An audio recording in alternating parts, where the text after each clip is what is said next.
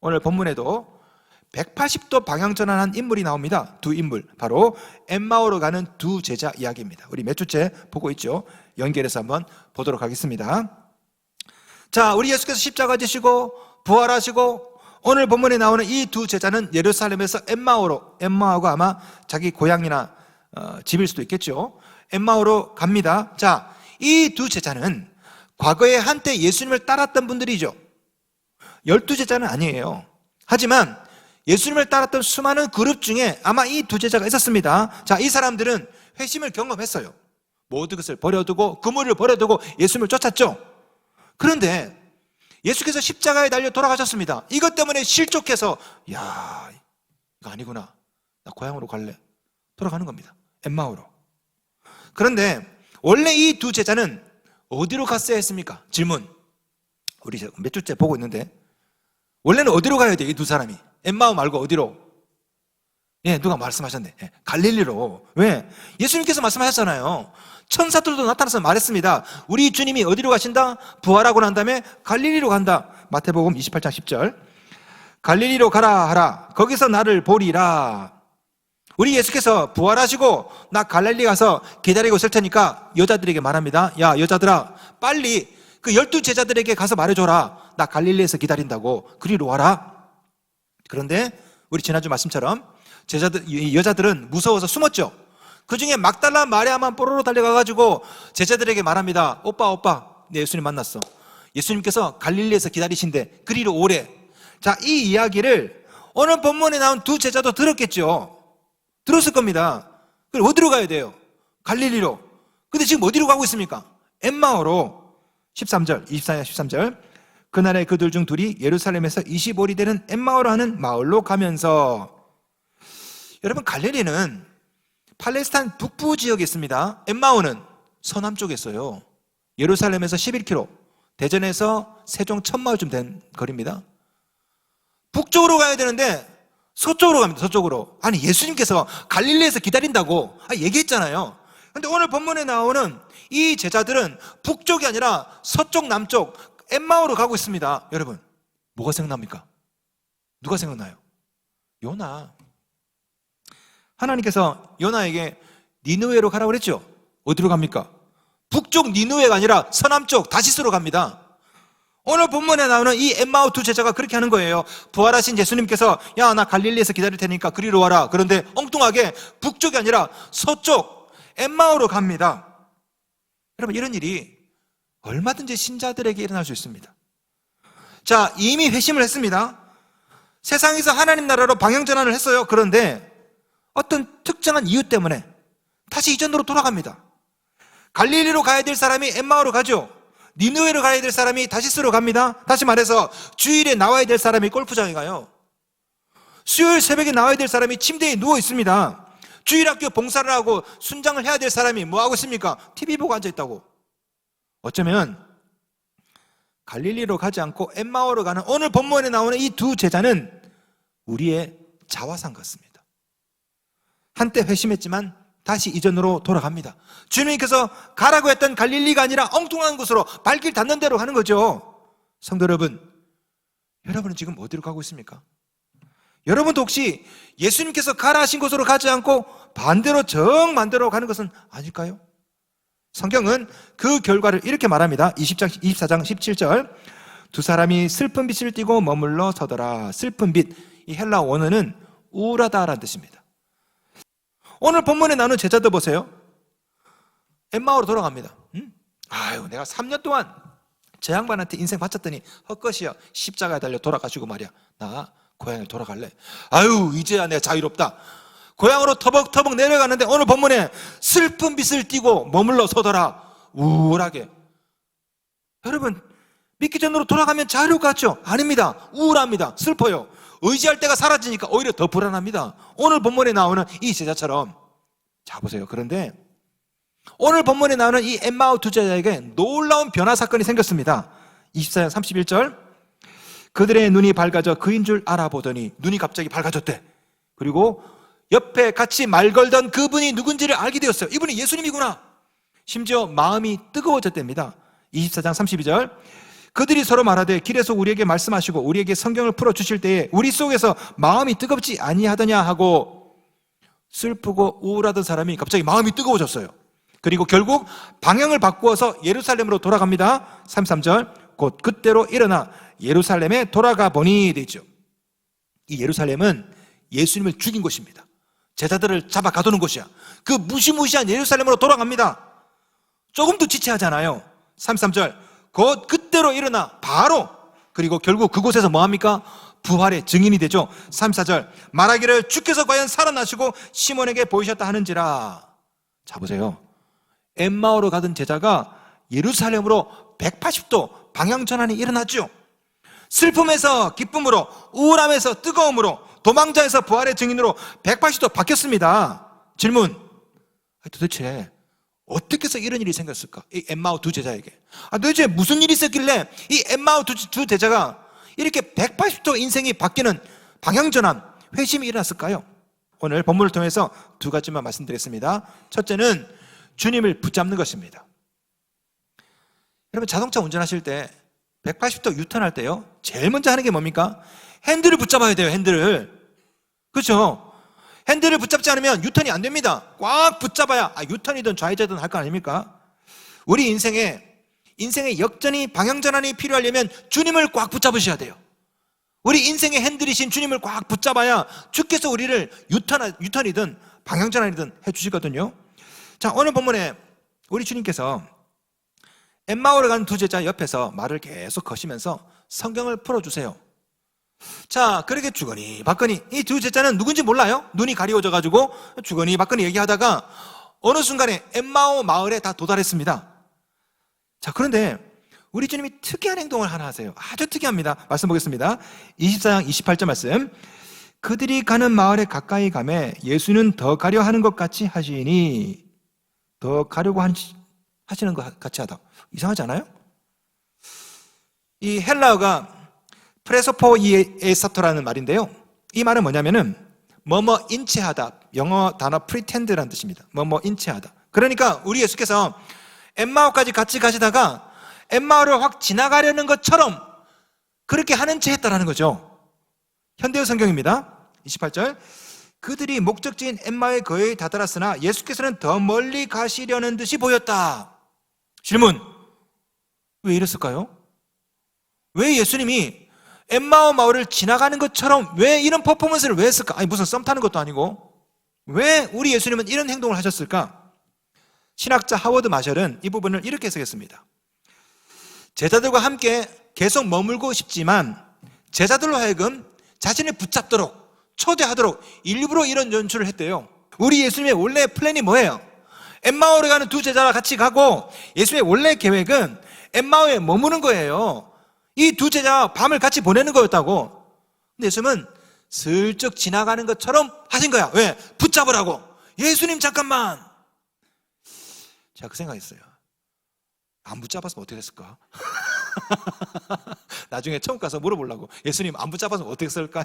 예수님이 다시 돌아와야지 뭐 이러지 않았을까 싶은데. 자, 제자들이 예수님을 붙잡습니다. 24장 29절 그들이 강구하나 이르되 우리와 함께 유하사이다. 때가 저물어 가고 날이 이미 기울었나이다 하니, 그러니까 우리 예수님이 언제 그랬나는 듯이 이렇게 말씀하세요. 29절 이에 그들과 함께 유하로 들어가시니라. 한 번도 거절도 안 하시고 바로 들어가셔. 자, 질문, 예수님의 의도가 뭐죠? 왜 지나가려고 했죠? 붙잡으라는 거예요. 붙잡으라고. 가만히 보면 우리 예수님이 이런 일을 여러 번 하셨습니다. 여러분이 모시는 예수님 스타일을 잘 아셔야 돼요. 우리 예수님은 밀당을 잘 하셔. 밀썸남이셔. 썸남. 썸을 잘 타셔요. 이전에도 우리 예수님이 비슷한 행동을 여러 번 하신 적이 있습니다. 마가복음 6장을 보시면요, 오병이어 기적을 베푸시죠. 우리 예수께서 제자들에게 야, 너희들 갈릴리 건너편에 가 있어라. 나 산에서 기도하다 갈게. 우리 예수님께서 산에서 기도하십니다. 자, 제자들이 배를 타고 갈릴리 호수를 지나가세요. 한참 기도하다 보니까 이거 갈릴리 호수에 폭풍이 치는 거야. 이 제자들이 막 아주 고생을 하고 있는 거예요. 산 언덕에서 그걸 보시고 우리 예수님이 산 언덕에서 달려가십니다. 비탈로 타타타타. 그리고 얼마나 급한지 무리를 걸어가세요.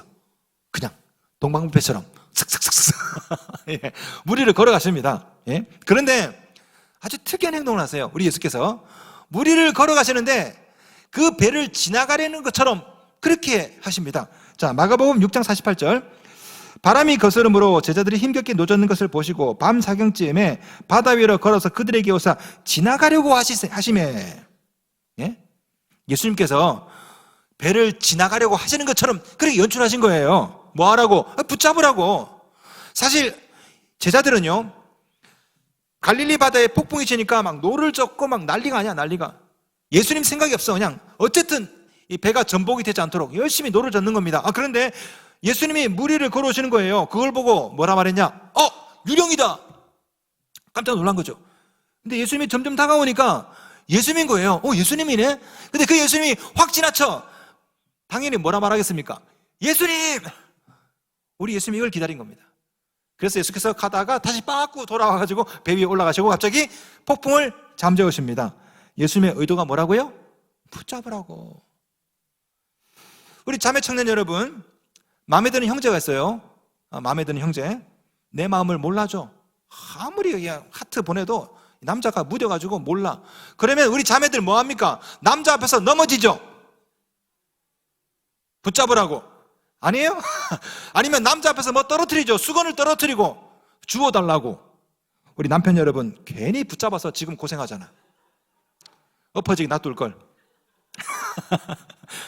오늘 본문에 우리 예수님이 그걸 하시는 겁니다. 폭풍이 치는 그 바다 위를 걸어가시죠. 그리고 살짝 지나가십니다. 뭐 하라고? 예수님 붙잡으라고. 가만히 보면 우리 예수님이 이런 일을 여러 번 하셨어요. 마가복음 4장에도 한 번 더 하십니다. 마가복음 4장 보시면은 우리 예수께서 제자들하고 갈릴리를 건너가세요. 배를 타고 폭풍이 칩니다. 이때는 예수께서 배 안에 계셨어요. 자, 그런데 폭풍이 치고 물이 막 올라오는데 예수님이 뭐 하시냐면 주무셔요. 마가복음 4장 38절. 예수께서는 고물에서 베개를 베고 주무시더니, 아마 처음에 주무셨겠죠. 근데 어느 시점에서는 반드시 깼을 것입니다. 왜? 배가 요동치고 물이 막 넘치는데 어떻게 잠을 자요?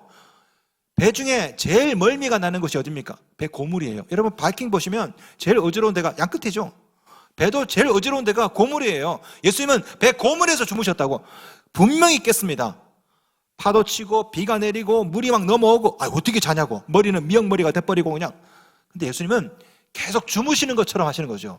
아마 그 상황을 생각해 보면 우리 예수님이 실눈을 떴을 것 같아. 눈을 뜨면서 이렇게 물이 많이 들어왔네. 이것들이 나 깨우지도 않고. 근데 계속 우리 예수님이 주무시는 척합니다. 왜? 뭐 하라고? 깨우라고. 제자들이 너무너무 다급하니까 예수님 하니까 예수님이 갑자기 일어나서 말도 설명도 안 했는데 잠잠하라. 제가 말씀을 읽으면 읽을수록 너무 코미디 같아.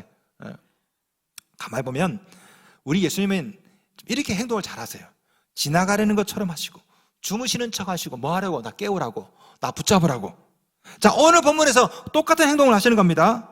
우리 예수께서 십자가 사건, 부활 사건을 알려주셨어요. 제자들에게, 이 엠마오 두 제자에게. 그런데 이 엠마오 두 제자가 아직도 알아먹지를 못해.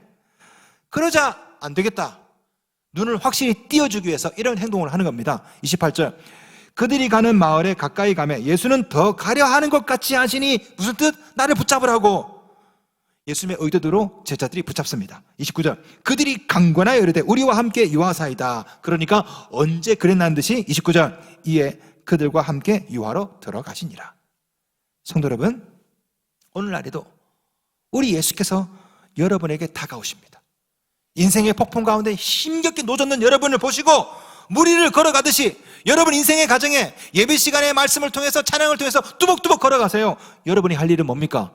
붙잡는 겁니다. 예수님이 지나가게 하면 안 돼요. 붙잡으셔야 돼요. 그래야 인생 역전이 일어나는 것입니다. 그냥 붙잡으면 안 됩니다. 꽉 붙잡으셔야 돼요. 29절.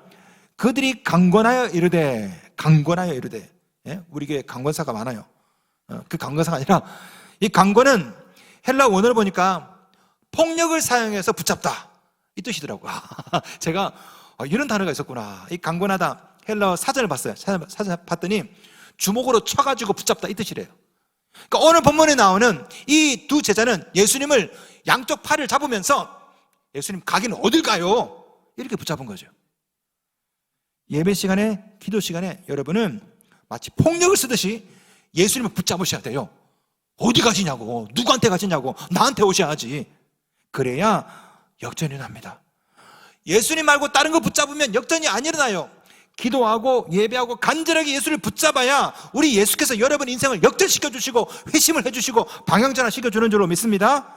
그러나 예수님을 붙잡는 것만으로는 부족합니다. 두 번째, 그 예수님을 주인으로 모셔야 돼요. 이까지 해야 인생 역전이 일어납니다. 우리는 예수님 말고 붙잡는 것들이 너무 많습니다. 어떤 사람은 돈을 붙잡고 어떤 사람은 자식을 붙잡고, 그런데요, 내가 붙잡고 있는 것 같은데 사실은 걔가 나를 붙잡을 때가 많아. 걔가 주인 노릇해요. 그죠? 예를 들어서 술을, 처음엔 내가 술을 먹어, 나중에는 술이 나를 먹어. 술이 주인 노릇하죠. 그 술이 나를 질질 끌고 다녀. 그래서 인간이 개가 되죠. 자, 어떤 사람은 자식을 붙잡습니다. 자식을 좋은 대학 보내려고 어릴 때부터 영어에 배우게 하고 학원 보내고 자식을 붙잡으면서 꽉 붙잡아. 근데 가만히 보면요, 자식을 붙잡는 게 아니라 내가 자식에 붙잡혀 있어요. 자식이 주인 될 때가 얼마나 많습니까? 그 자식에게 질질 끌려가요. 자, 보십시오. 여러분이 붙잡고 있는 거 있죠? 사실은 그거 아십니까? 여러분이 붙잡혀 살아요. 걔가 여러분 주인 노릇 한다니까. 그래서 인생이 자꾸만 질질 끌려가고 역전이 안 일어나는 거라고. 여러분에게 필요한 것은 예수님을 붙잡고 사는 것입니다. 그리고 예수님께 붙잡혀 사는 거예요. 그래야 예수께서 여러분 인생을 끌고 가는 것입니다.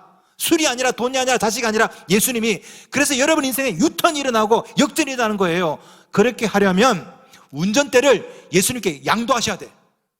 여러분 인생의 주인이 예수님이 되셔야 된다고. 자, 오늘 본문에 나오는 두 제자를 보세요. 아주 참 재밌습니다. 자, 이 두 제자가 예수님을 꽉 붙잡고 집으로 모시고 왔습니다. 집으로 식사하고 가시라고, 주무시고 가시라고. 자, 그런데 아주 흥미로운 장면이 하나 나옵니다. 30절 말씀 봅시다. 30절. 그들과 함께 음식 잡수실 때에 떡을 가지사 축사하시고 떼어 그들에게 주시니.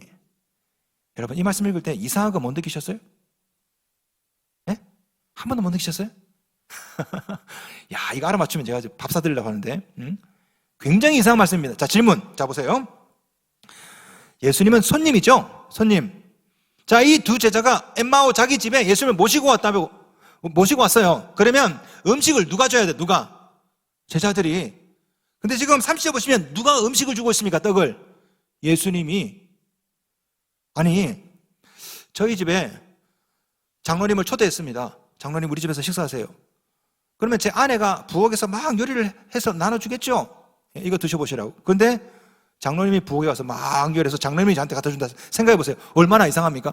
자, 오늘 본문에 우리 예수님은 손님이라고. 제자들이 음식을 줘야 되는데 반대로 예수님이 음식을 주십니다. 떡을 가지사 축사하시고 나눠주세요. 이게 뭡니까? 이게 주객전도. 주인과 객이 바뀌어버렸다고. 예수님이 손님인데 지금 오늘 본문에 보면 예수님이 주인 노릇하고 있습니다. 이 사건 바로 다음에 어떤 일이 생깁니까? 21절. 그들의 눈이 밝아져 그인 줄 알아보더니. 눈이 밝아졌대. 그리고 예수인 줄 알아보기 시작했습니다. 그리고 그 다음에는 놀라운 인생 역전들이 쭉 나와요. 이 47절 말씀. 또 그의 이름으로 제사함을 받게 하는 회개가 예루살렘에서 시작하여 모든 족속에 전파될 것이 기록되었으되. 우리 예수께서 이 제자들을 엠마오에서 예루살렘으로 온 족속 열방으로 파송을 하세요. 그리고 신분을 바꿔주십니다. 48절. 너희는 이 모든 일의 증인이라. 도망자가 아니야. 증인이 되어버렸죠. 자, 성도 여러분, 이렇게 갑자기 인생 역전이 막 일어난 이유가 뭡니까? 눈이 밝아지고 온 열방으로 증인이 돼서 나가고. 이렇게 된 이유가 뭐라고요? 예수님이 주인 되셨기 때문에. 성도 여러분, 여러분 인생에도 이런 역전이 일어나려면 여러분에게도 이런 주객전도가 일어나야 됩니다. 예수님이 손님이 아니라 예수님이 주인 되셔야 예수께서 여러분 인생을 끌고 가신다고. 여러분 가정에도 예수님이 손님으로 있으면 눈이 가려워서 어두워서 아무것도 못 봐요. 예수가 주인 되어야 눈이 열려서 여러분 가정의 사업체계 앞길이 환하게 보이는 것입니다. 영국을 해가 지지 않는 나라로 만들었던 유명한 왕이 누굽니까? 빅토리아 여왕이죠. 영국에 여러 왕이 있지만 그 중에 가장 탁월했던 왕은 남자도 아니고 빅토리아 여왕입니다. 근데 이 빅토리아 여왕이 믿음이 상당히 참 좋으셨어요. 이분과 관련된 일화들이 상당히 참 많은데요. 그 중에 하나를 소개하면, 이 빅토리아 여왕이 평소에 존경하던 과부가 있었습니다. 과부. 예? 그분을 참 좋아했어요. 믿음이 참 좋아가지고 참 굉장히 아끼고 또 흠모도 하고, 어느 날 여왕이 그 과부의 집에 들렀습니다. 왕이 그 평민의 집에 들어갔으니까 얼마나 영광입니까? 뭐 난리가 났죠, 그죠? 그래서 우리 이 빅토리아 여왕이 물어봤어요. 이 과부에게, 이 가정에 방문한 손님 중에 가장 존귀한 손님은 누굽니까? 라고 여왕이 물어봤어요. 이 여왕은 당연히 이 과부가 그야 예수님이죠 라고 대답할 줄 알았습니다. 왜? 믿음이 좋으니까. 그런데 이 과부가 그야 여왕 폐하죠. 그러니까 여왕이 실망을 해가지고 아니죠, 예수님이 가장 존귀한 손님이죠. 그랬더니 이 과부가 예수님은 우리 집에 손님으로 계신 적이 없습니다. 이 집의 주인이십니다. 여왕이 이 말에 큰 충격을 받았어요. 그리고 왕궁으로 돌아와서 이런 유명한 기도문을 남겼습니다. 제가 읽어드릴게요. 나의 주 나의 왕 예수 그리스도시여, 세세토록 이 나라의 주인이 되시고 이 궁궐의 주인이 되어 주옵소서. 이 왕관을 주의 발 앞에 드립니다. 그의 기도대로 빅토리아 여왕은 평생 예수님을 왕으로 주인으로 모시고 살았고, 그녀가 다스렸던 영국은 해가 지지 않는 나라가 되었습니다. 예수님이 그녀와 그녀의 나라를 유턴해서 일개 야만인들이 사는 섬나라를 해가 지지 않는 나라로 만들어준 거죠. 예수가 왕이 되고 주인이 되면 여러분에게도 이런 역사가 일어날 줄로 믿습니다. 슬픔과 우울함은 물러가고 가슴은 뜨거워지고 도망자가 증인이 되고, 우리 인생을 돌아보면 바람잘 날이 없어요. 바람이 불고 폭풍이 치고 슬픈 일도 생기고 우울한 일도 생기고 늘 도망다니고, 바로 그럴 때 여러분이 할 일은요, 예수님을 붙잡는 겁니다. 우리 예수님은 오늘도 이 말씀을 통해서 여러분에게 걸어오세요. 큐티 중에 걸어오시고, 아니면 기독교 방송을 틀면 방송을 통해서 여러분에게 걸어오시고, 인생의 폭풍 중에 우리 주님은 뚜벅뚜벅 걸어오십니다. 때로는 친구의 음성을 통해서 걸어오세요. 그럴 때 여러분이 하는 것은 지나가게 하시면 안 됩니다. 예수를 꽉 붙잡으셔야 됩니다. 그리고 그 예수님이 여러분 인생의 주인 되게 하셔야 됐다, 내가 네 인생을 이제 유턴시켜주마. 우리 주님께서 여러분 인생에 역전을 허락하신 줄로 믿습니다. 여러분, 인생의 기회가 항상 있는 게 아닙니다. 우리 예수께서 다가올 때 붙잡으셔야 돼요. 전화 안 받고 문자 씹고 자꾸만 잠수 타고 역전이 아니랍니다. 우리 주님께서 오늘도 목회자를 보내시고 오늘도 순장을 보내서 계속해서 여러분에게 다가오세요. 다가오시는 예수님의 손을 거절하시면 안 됩니다. 꽉 붙잡으셔야 됩니다. 저는 작년에 서울에서 유명한 대선 후보를 만난 적이 있어요. 종로에 가면 우리 한국 기독교 연합회관이 있습니다. 제가 거기서 볼일을 보고 1층 로비로 나오는데 대선 후보가 1층 로비로 들어온 겁니다. 아마 거리 유세하다가 들어왔겠죠. 보좌진에게 둘러싸여 있더라고요. 저를 딱 보더니 저한테 두벅두벅 걸어오는 겁니다. 그리고 저한테 손을 탁 내밀면서 악수를 하자는 거예요. 그래서 제가 그분하고 악수를 했습니다. 이 손으로. 집에 와서 아내에게 말했습니다. 나 그분 만졌다고. 부산에게 전화했습니다. 내가 그 대선 후보하고 악수를 했다고. 와, 얼마나 참 영광스러운지. 사람이 손을 내밀어서 손을 잡는 것도 큰 특권이죠. 우주를 만드신 하나님께서 오늘 이 시간에 여러분에게 손을 내미십니다. 놀라운 것은 예배 시간대마다 우리 주님이 여러분에게 손을 내미신다는 거예요. 절대 그냥 지나가게 하시면 안 됩니다. 우리 주님의 손을 부끄럽게 만들면 안 돼요. 우리 주께서 손을 내미실 때 그 손을 꽉 붙잡으셔야 됩니다. 그리고 그 주님께 붙잡혀 사셔야 돼요. 주님을 주인으로, 손님이 아니라 주인으로 모시고 살아야 됩니다. 그럴 때 우리 주님께서 여러분 인생을 유턴하게 할 줄로 믿습니다. 역전을 허락할 줄로 믿습니다. 회심의 역사를 할 줄 허락할 줄로 믿습니다.